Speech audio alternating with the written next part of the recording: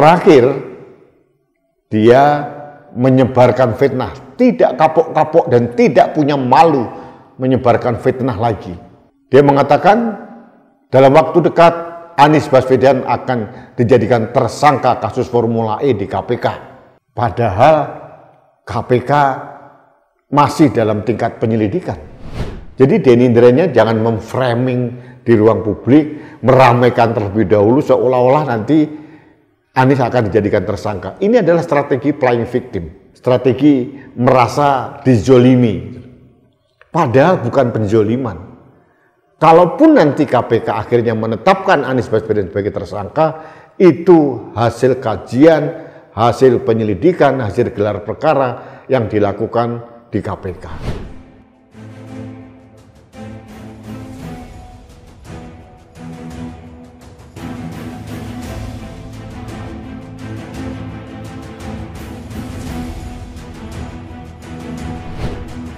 Halo sahabat Indonesia, kita bertemu kembali dalam Opini Rudy edisi akhir pekan. Sahabat Indonesia, saya katakan sekali lagi, Denny Indrayana ini kumat. Kemarin dia terbukti secara sah dan meyakinkan telah menyebarkan berita bohong terkait dengan putusan Mahkamah Konstitusi tentang sistem pemilu. Di awal dia menyatakan bahwa MK akan menerima permohonan dari pemohon yang menginginkan perubahan sistem pemilu dari terbuka menjadi tertutup. Bahkan dikatakan ada dissenting opinion sekian orang hakim dari MK. Ternyata Melkiades Prat tidak ada hasilnya apa-apa. Ternyata MK memutuskan sebaliknya. Dan Denny Indrayana juga menyebarkan fitnah seolah-olah majelis Hakim Mahkamah Agung akan mengabulkan permohonan PK kubu Muldoko, padahal majelis hakimnya belum ditunjuk dan kasusnya belum disidangkan. Berkali-kali menyebarkan fitnah. Belum lagi menyebarkan fitnah tentang upaya penjegalan Anies Baswedan. Terakhir, dia menyebarkan fitnah, tidak kapok-kapok dan tidak punya malu menyebarkan fitnah lagi. Dia mengatakan dalam waktu dekat Anies Baswedan akan dijadikan tersangka kasus Formula E di KPK. Padahal KPK masih dalam tingkat penyelidikan. Belum sampai ke penyidikan. Ini bukan sekedar hoax bagi saya. Ini bukan sekedar penyebaran fitnah. Tapi sudah merupakan strategi dari Denny Indrayana diramaikan terlebih dahulu kasusnya, jadi itu akan menjebak KPK. Sebetulnya tanpa diramaikan atau tidak, ada peluang kok Anies Baswedan jadi tersangka. Bukan dia mau mencalonkan diri jadi presiden atau tidak terkait dengan pencapresan dia. Siapapun jadi capres, entah itu Prabowo Subianto, entah itu Ganjar Pranowo, entah itu Anies Baswedan, kalau memang terbukti telah melakukan tindakan pidana korupsi ataupun tindakan pidana yang lain, ya wajib diselidiki atau dijadikan tersangka. Jadi Denny Indrayana jangan memframing di ruang publik, meramaikan terlebih dahulu seolah-olah nanti Anies akan dijadikan tersangka. Ini adalah strategi playing victim, strategi merasa dizolimi. Padahal bukan penzoliman. Kalaupun nanti KPK akhirnya menetapkan Anies Baswedan sebagai tersangka, itu hasil kajian, hasil penyelidikan, hasil gelar perkara yang dilakukan di KPK. Apakah pasti bersalah atau tidak? Biarlah nanti pengadilan yang memutuskan.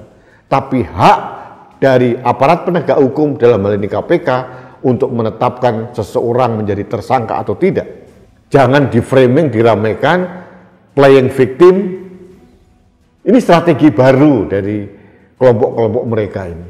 Seolah-olah nanti mengesahkan pemikiran mereka bahwa benar Anies Baswedan dijegal.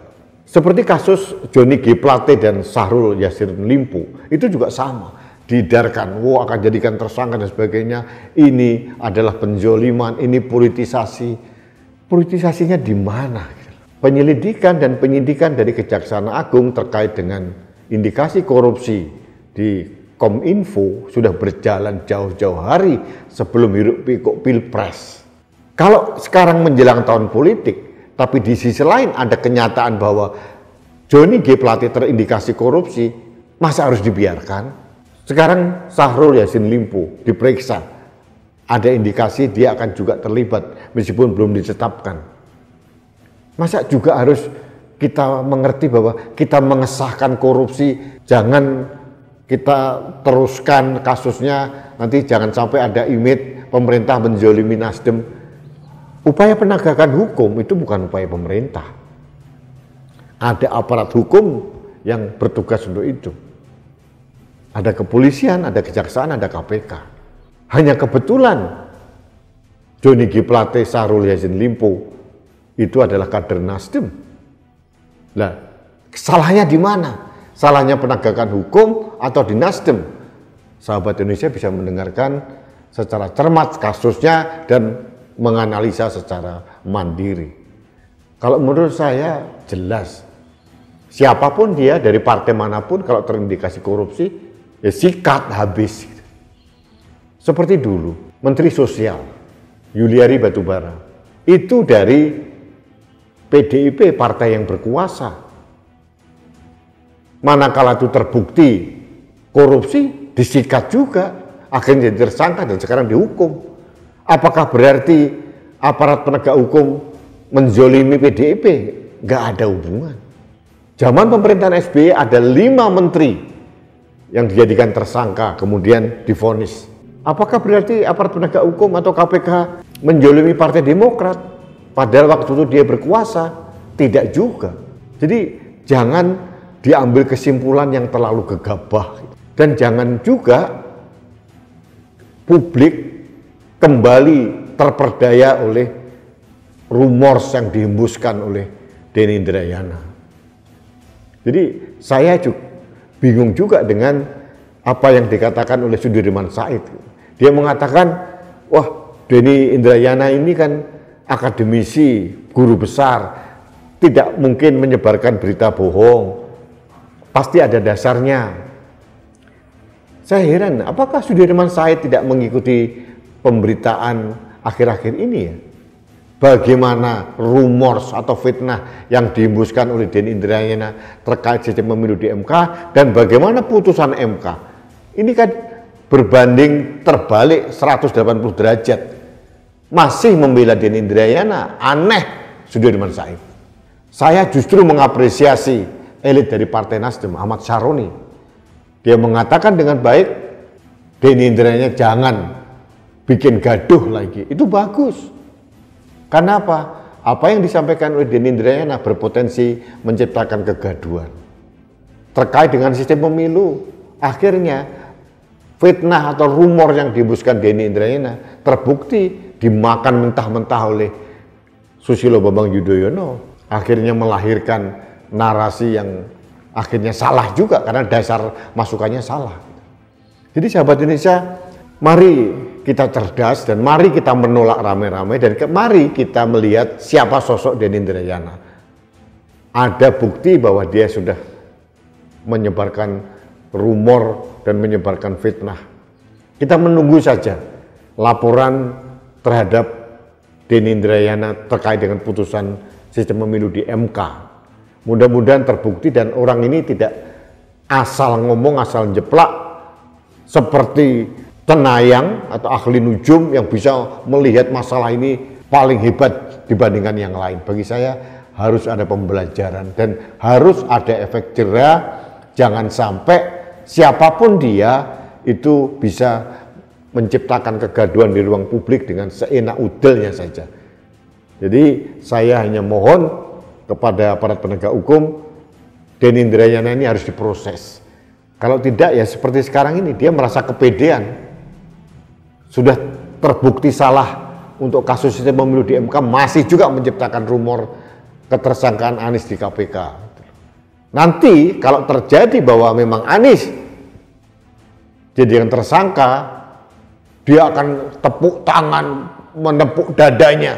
bahwa dia benar, bukan karena dia, bukan karena terawangan Denny Indrayana Anies dijadikan tersangka, tapi sudah pasti ada minimal 2 alat bukti yang cukup sehingga seseorang itu dijadikan tersangka. Kalau tidak terbukti ya tidak jadi tersangka. Itu saja yang ingin saya sampaikan, sahabat Indonesia. Jangan sampai negeri ini riuh gaduh oleh orang-orang yang seenak jidatnya sendiri menyebarkan rumors gitu ya, menciptakan kegaduhan, dan bagi saya itu akan memprovokasi kerusuhan sosial karena ini bisa membuat gaduh. Dan kita harus memahami bahwa bukan sekedar menyebarkan rumor atau fitnah, ini juga strategi playing victim yang dimainkan oleh kelompoknya Anies Baswedan. Jadi strategi basi yang sudah terbaca oleh publik. Jadi mari kita cerdas melihat narasi yang dibangun oleh siapapun dan tujuannya apa. Jangan sampai kita termakan oleh narasi dari siapapun, meskipun dia seorang guru besar sekalipun. Baik sahabat, terima kasih Anda telah mengikuti Opini Rudi di edisi akhir pekan. Salam hormat saya untuk Anda sekeluarga. Kita bertemu kembali dalam Opini Rudi selanjutnya. Salam satu Indonesia, salam Pancasila, salam Indonesia Maju. Saya Rudi S. Kamru.